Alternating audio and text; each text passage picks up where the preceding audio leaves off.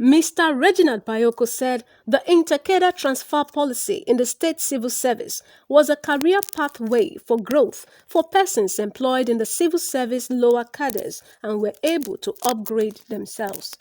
Mr. Bayoko thanked Governor Fanyokowa for his support for the intercadre transfer policy, as well as other strategic partners in the civil service who had continued to support the policy, while reiterating the commitment of the state government to improve the skills of its workers. While congratulating the participants for upgrading themselves, the head of service urged other civil servants to take advantage of the intercadre policy to enhance their growth in service. He enjoined them to conduct themselves properly, especially in this political era.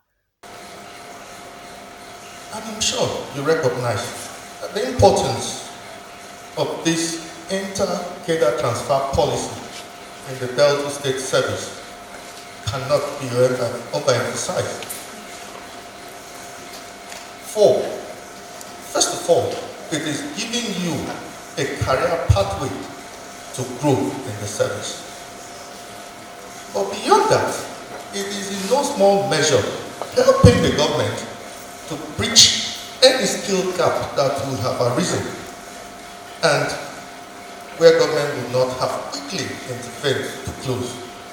The Director, Personnel Management, Office of the Head of Service, Mr. Shadrach Ekpekurede, a representative of the Chairman of the State Civil Service Commission, Mr. Fred Yoro, and the resource person, who is a former head of service in the state, Mr. Oke Ofili, advised the participants to be diligent, transparent, and honest in order to succeed in their career.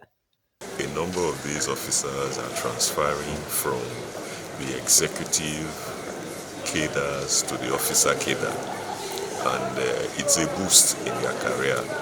And we think that before they begin to perform in that higher capacity, there should be some form of training to put them in tune of what is expected of them in their new higher capacity. So we are hoping that by this training, we will expose them and put them on the paths to making a success of their career in the civil service. Participants, including Mrs. Sharon Ivovi, thanked the government for the gesture and promised to put the knowledge gained into good use.